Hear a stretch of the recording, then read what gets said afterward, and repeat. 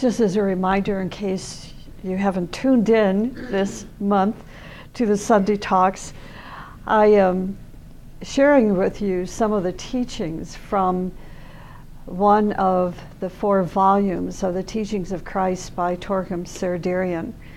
And this particular talk this morning is called Disciples of Christ. It was a magnificent reminder for me because I've studied this information at length, actually. But it is always such a joy. And I'm sure it will be a joy for you as well. And to realize this morning, in fact, we're going to be receiving a history lesson because we will be talking literally about the disciples of Christ and sharing information that probably even you did not know or realize unless you've studied the books.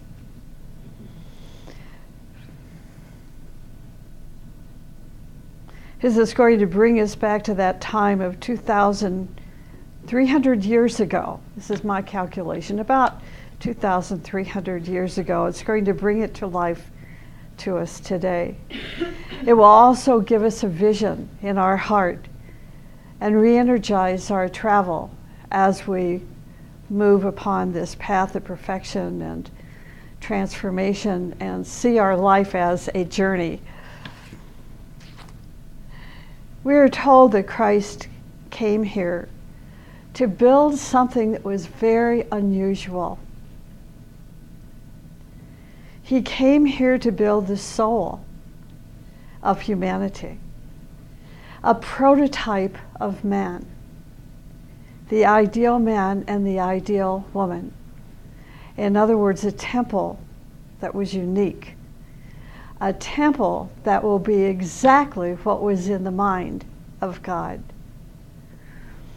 If we just take that particular idea and concept with us as we move into these coming days of Christmas, it will help us, I believe, to see our life and the lives of our family members and friends and the life of humanity as a whole from a very different perspective. To see that humanity, through the efforts of Christ and the hierarchy, have this plan in mind for us that was given to them by God to create the ideal man and woman, to create a temple, each of us representing that temple, and to realize that we are, can I say this, that we are a temple in the making. When we realize that we are a temple in the making and that we are part of God's plan and that we have a soul that directly links us, connects us to this plan and to God, then how can we not but respect our divinity and treat our individual life and the life of our family and the life of our neighbors as sacred, and to charge ourselves or maybe challenge ourselves with the recognition of we are part of this plan of God, and our responsibility is to become better human beings, just as simple as that, to become better human beings. This is what he meant when he said, "Be perfect as your Father in heaven is perfect." So this prototype is in space. So think about this. And if you are a student of the esoteric teaching, you will recognize that nothing can happen on this planet without the prototype in space being in place. So that prototype is in space, and because it is in the heart of each one of us, there is no way that we can escape from this vision. So no matter how much we try to destroy ourselves and limit ourselves, life will create this incredible opportunity, an opportunity of obstacles and challenges and difficulties and tests and trials, so that we can realize that there is a vision in our heart to help us realize that we can be as perfect as our Father is in heaven. And there is no way that we can escape from this vision. There is one clue within all of this, and that is that there are eternities in front of us. I realized it was in the late 70s when a close family member was killed in an automobile accident when he was doing a good deed for a friend and client. And I remember standing in this big garage looking at his little MG car that he was so proud of. He so loved that car. It was the greatest thing on earth for him. Well, he was in that car when the other car that was a drunken driver ran head-on into him. But I remember standing there looking at this car and thinking of this beautiful young man. His name was Mark. 22 years old, poof, gone, just like that. And that's when I realized that life does not end right here. I knew his life would continue. Life after life after life. It was just a given. It was an inspiration. And I felt him so close by. I may not could have visibly seen him, but I know he was there. And so that story comes to mind when I think about in the chapter when it says there are eternities in front of us. And we can think of this with these young children, mostly first graders, we were told, that were killed Friday. To let us remember these things. It doesn't take the pain away from the experience, but it gives us the hope for the future, of these young ones, and certainly for our family member, Mark. There is always labor, a path on which we are going to work until we become as perfect as the Father in heaven. Now, this is the job that he was going to do, that Christ was going to do. So, he organized 12 disciples in the manner of the universe. For example, we have the sun Sirius and the 12 constellations. Each constellation absorbs energy from that sun, that greater zodiac. And all those 12 constellations from the greater zodiac draw this cosmic energy and transmit it to the universe. Do you see how just using your imagination a little bit and just imagine all this activity going on beyond our globe, out into space. There's a lot of energy being activated called life. Then we have our own sun, our physical sun, and 12 planets. The sun nourishes them. And everything that is going on in these 12 planets receives energy from the sun to do its duty. Then we have a 12-petal chalice within us and the sun. The sun represents a spark of the spirit that is in it. So we have 3 suns. We have Sirius, we have our sun, and we have the spark that is within us. The 3 suns. Christ wanted to assemble his disciples in such a way that they would be able to transmit energy from the highest to the lowest and bring it to the human scale so that they would be able to build a temple in that age, in that dark age in which crime and materialism and totalitarianism were rampant. I thought, 2,500 years ago? Gosh, it just seems like right now. Time moves ahead very slowly in this evolution. So Christ assembled his 12 disciples. Each disciple corresponded to one of the zodiacal signs. One of his petals was opened and it corresponded to a particular constellation. The 12 together built a chalice, or a lotus with 12 petals.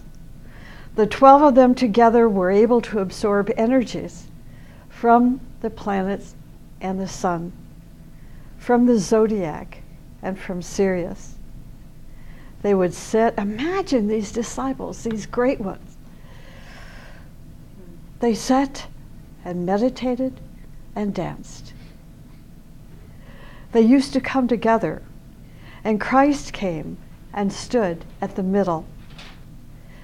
They would chant and pray. They would say mantras, and energy came. That is how they could do their job. He gave the disciples their very first teaching, telling them that they had a choice to marry, to have children, to become millionaires, or to become a president, and so forth. But in fact, he wanted them all to become martyrs. And he asked them if they were ready to handle the job that he was giving them. They asked, well, what is required? Imagine in this day and time. Imagine. I can't. So you try. What would happen in today's society if this man came into our midst, said, I'm picking 12 of you. Now, are you willing to be martyrs for me? It may happen again.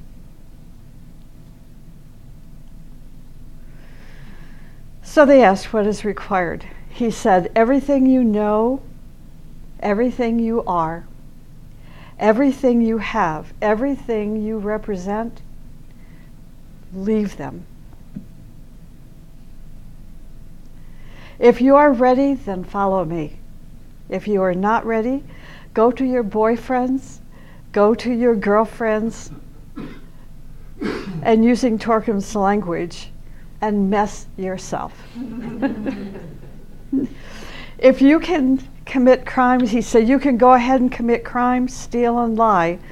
But if you are ready, know that this is a very heavy job. Higher and lower. The zodiacal signs have two departments. When the lower part of our centers are open, it is then that we receive the lower section of the zodiacal energy. And our lower nature, which would be what the physical, emotional, and lower mental bodies, become very energized. What happens when these lower centers become energized? We then become full of vanity and ego, selfishness, illusions, and glamour. But when the higher parts of our centers are open, we receive higher energies from the zodiacal signs. And this is called the reverse wheel of the zodiac. You didn't know you could get a little astrology lesson this morning. When we meditate at the time of the full moon, we tell people to observe not just that moment of the exact time of the full moon, but the whole 7 days surrounding, the days of the full moon.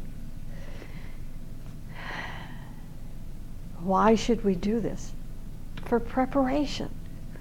Because we are, as I see it anyway, we are so immersed in matter. Even going through and listening to all the news reports and the state authorities and so forth of what happened in Newtown, it reminds us of our earthliness, of our darkness, and it's extremely heavy. We don't want to go into a full moon period with that heaviness. So we'll spend more time in meditation. We will adjust our life to where we're in a cleaner environment, where our thoughts are being observed, where our nutrition might change a little bit and lighten up. And we begin to align our heart and soul and higher mind in what we call the spiritual triad.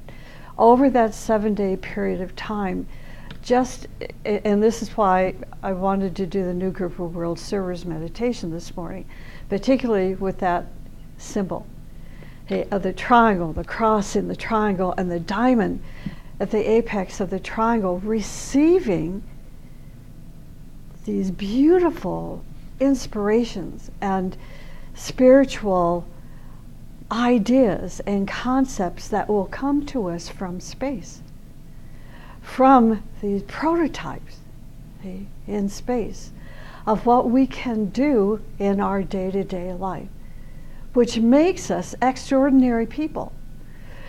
In reality, it doesn't, but we appear to be extraordinary when we compare ourselves to the average person.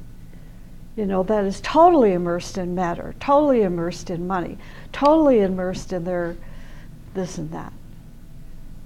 It's all from the earth and not from God. So we want to remind ourselves during the 7th day of the full moon, and of course we have the full moon this month on the 28th. We are truly fortunate, I believe, to have such incredible wisdom teaching to use as our resource, as a guideline for our life, to how to live our life, and to pass this on to our children by example.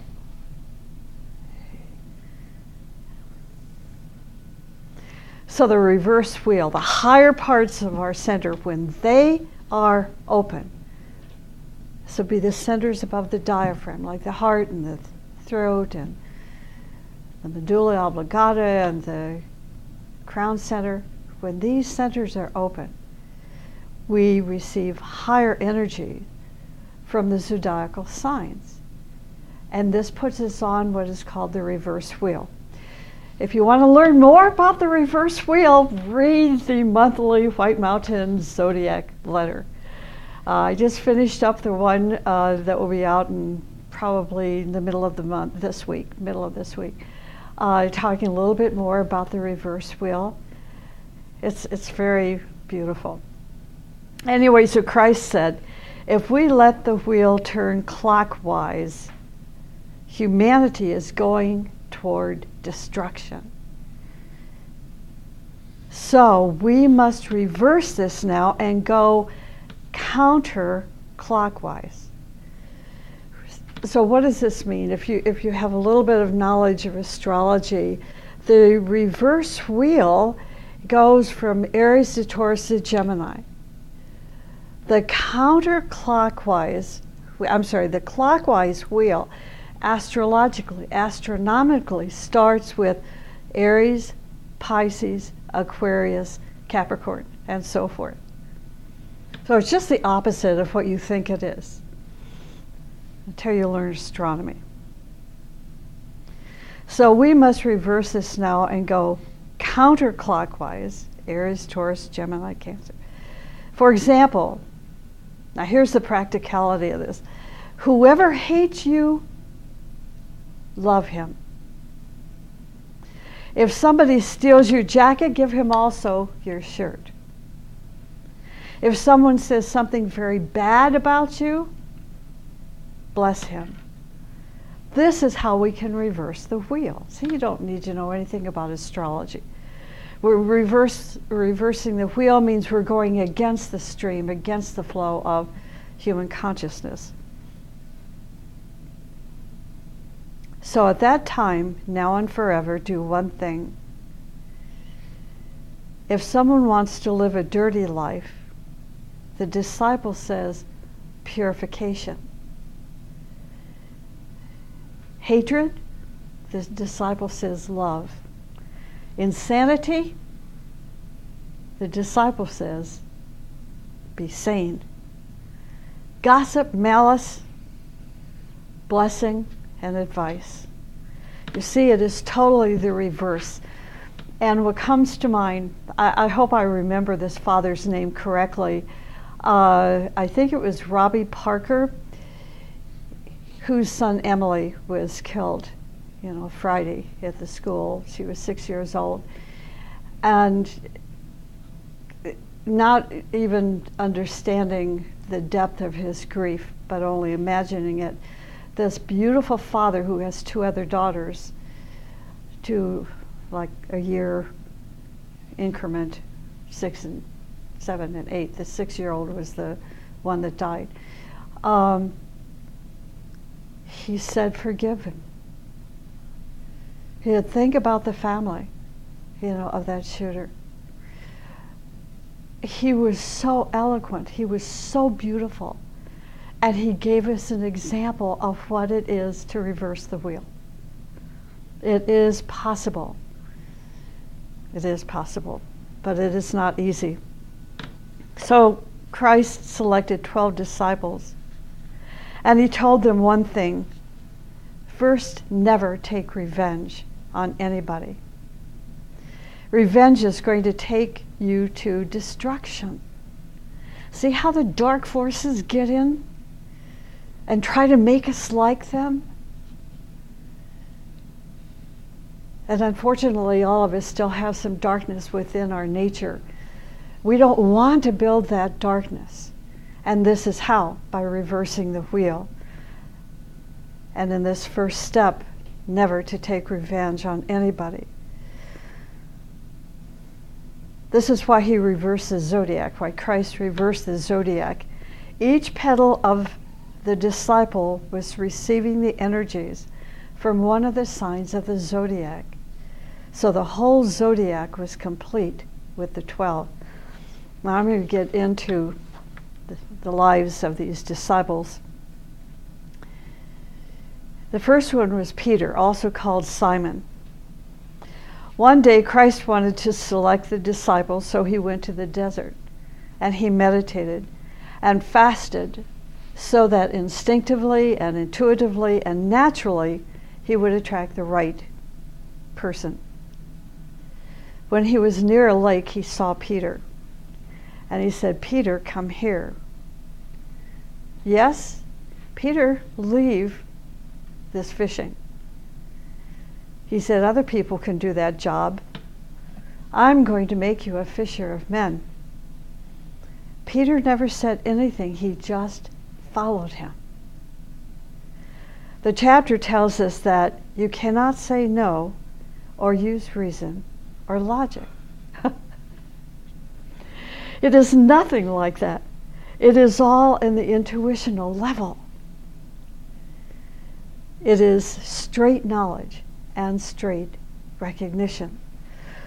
That is why Torkim said that he wrote in one of his books that if you hear the order of the master or the teacher, if you hear this order, then it's too late.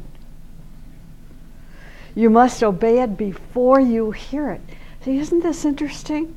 This tells us that the 12 disciples of Christ knew intuitively what was going to happen and what the plan was. That's where the soul is in contact, see, with the plan. So there wasn't any logic, there wasn't any reasoning, there wasn't any Well, let me stop and think about it, and I'll get back to you and let you know. You must obey it before you hear it. If it is told to you, it's too late. And what he means by that, if you use reason, if you use logic, if you say, I'm going to have to think about it for a while and then get back to you, then you're not in contact. You prove that you did not get it. So Christ said, "Follow me," and Peter was his first disciple. Peter was a very strong disciple. This is interesting, but Christ always had trouble with him. He was a bull-headed disciple. The second one was Andrew. The second disciple was Andrew. Andrew was Peter's brother and knew Jesus before Peter because Andrew was the disciple. Andrew was the disciple of John the Baptist. Andrew was the first of the disciples to meet Christ. He lived a beautiful life, but later they killed him. All the disciples were killed and massacred except one, St. John. St. John lived almost 101 years. St. James, when Torquem was a monk in Jerusalem, he said he saw his skull. Now this is not for the weak. This little story. They cut him in Jerusalem. And in the St. James Armenian Monastery in Jerusalem, if you go there, and I may be able to go there in a couple of years, God willing.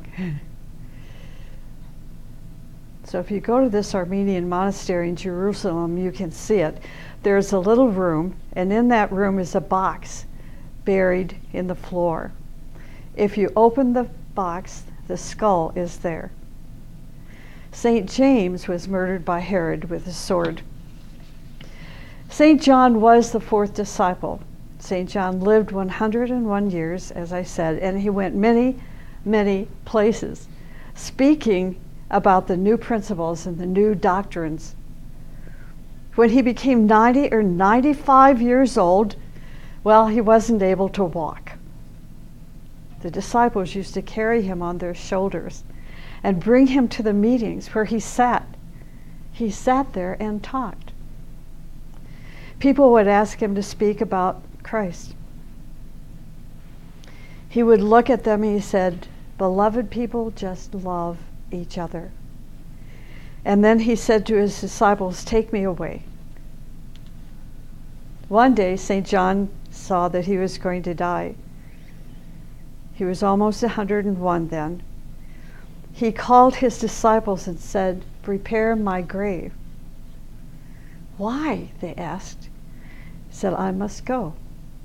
There is much work to be done on the other side." St. John was the only disciple that was not martyred. Philip knew many languages, and he had a very advanced intellect. Christ looked into his eyes and said, "Philip, follow me." Christ did not sit down and counsel. He just said, "Follow me." Bartholomew was the next. Directly after Christ died, Bartholomew went to Armenia. The first church that Bartholomew, now you know Bartholomew was connected with St. Sergius, if you've read the stories. The first church that Bartholomew built was in Armenia. It was a beautiful church. Mongolians, Tartars, Turks, Arabs, every nation that came to destroy it, they were not able to do so. And the author says it is still there. Bartholomew is very famous for walking and seeing the multitude that were thirsty. He would hit a rock. Listen to this. He would hit a rock and water would come. That is why the place where he lived is called 1,000 Springs. How was he killed? He went to Persia, and from Persia he went to Palestine. People caught him, put him in a sack, tied him, and dumped him into a lake. Poor disciples to die like that. But each of them knew how he was going to die. That was their glory. We change our world and our attitude. Now think of this, it's so true. And when I'm saying we, it's we are speaking of humanity of which we are a part. We change our world and our attitude for $1, or for somebody's smile, or for one gesture. We will change immediately, but these disciples did not change. They were steady at the helm. They knew what to do and how to do it. These are our examples. To be strong, to be courageous, to be determined. Not to live a life that is, a word that they use in Agni Yoga is not to practice halfwayness. Jump in with both feet and go for it. And believe me, you will be challenged. If the disciples are going to be challenged, if they lost their lives to follow God's plan, and they didn't waver, they give us an example of how to live our life. Not to lose our sense of direction. Not to let this person who may not agree or believe in our lifestyle or our spiritual path say, we're not going to stop just because you want us to stop. You know, you can join me and you're welcome to join me, and I embrace you if you want to walk a spiritual path. But don't ask me to change my life for one human being that may not even be awakened yet. I look at the parents who let their children dictate their lives. The teenage child says, I can smoke, and if you don't let me smoke, then I'm going to run away from home. And the parent says, okay. Or the child says, 16, 17, or 15 or 14 says, I want to have sex with my girlfriend. I want to have sex with my boyfriend. And if you don't let me have sex, then I'm leaving. And the parents say, okay. See, that's what's happening today. The parent must be strong and protect that child. And as science is determining about the advanced or not so advanced brain, we're learning that the brain is not fully developed until the age of 24. So what does that mean? That means the child is not operating on all four burners. See? So we have to be the second, third, and fourth burner for that child and say no. And be strong and love that child even more. Okay, Thomas. Thomas had a scientific mind. He questioned everything. Until the end, the disciples were very troubled by this man. Every time Christ said something, Thomas would turn to the disciples and say, well, how does he know? So one day, a disciple asked Jesus, what about this man? Jesus says, well, wait, we'll fix him. How did they fix it? This is so interesting. After the resurrection, the disciples were secretly gathered. After the resurrection, the disciples were secretly gathered because they were afraid that the people would kill them. And Jesus came and he appeared. Thomas was not there. So Bartholomew went to Thomas and said, Jesus was with us yesterday night. I cannot believe it, said Thomas. He talked to us. Thomas said he died. Okay. So next week, they were again gathered to pray and meditate when suddenly Jesus came and stood in front of them. He said, Thomas, come here. Am I Jesus or not? Lord, he said, until I touch with my fingers your wounds, I will not believe. I will not believe. Jesus says, come and touch. When Thomas touched the wounds in his hands, he said, my Lord, you are real. From that moment, he changed. Jesus fixed him. Thomas went to India. In India, there was a very big church, an ancient church. It is called St. Thomas Church. It is pure Christianity. There's no ping pong being played there.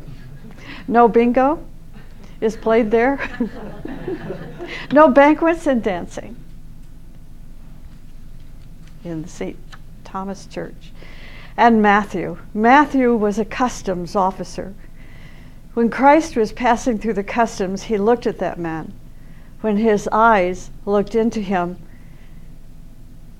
Matthew grew afraid. Christ said, Matthew, what are you doing here?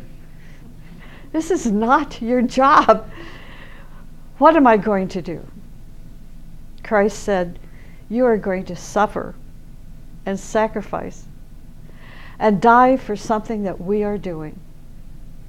Matthew could not say no. The world is now full of chickens.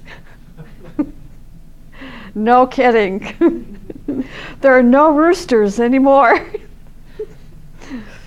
Just chickens. They are running day and night after their stomach and sex and dollars. That is all they have. There are 4 other disciples which you'll have to learn the history of because we are so out of time. Thaddeus, Simon the Zealot, Judas Iscariot, and James, son of Alphaeus. Okay, sorry. Let me wrap this up here. For 3 years, this is what happened to the disciples after they were chosen. For 3 years, Christ really disciplined them. Not with philosophy and not with psychology, but with real life discipline. What was it? He said that all you have must be renounced.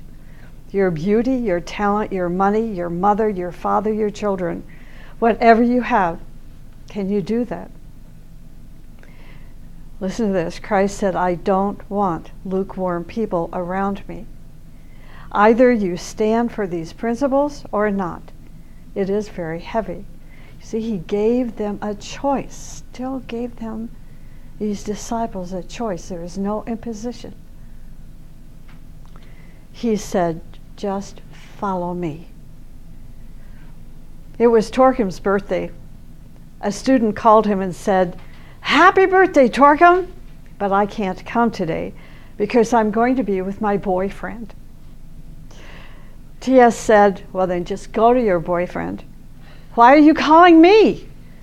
Is that how much you love me? It's trash love.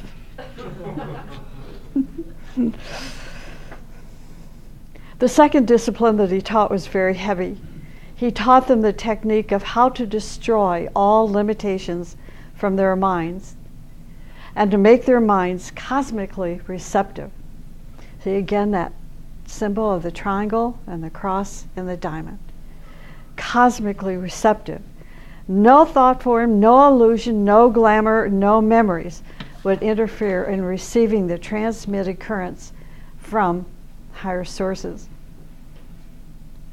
The beginning of this process is called meditation, concentration, focus, commitment, and dedication. they had to have a sharp mind, a clear mind. And the rest you'll have to go to the book to read.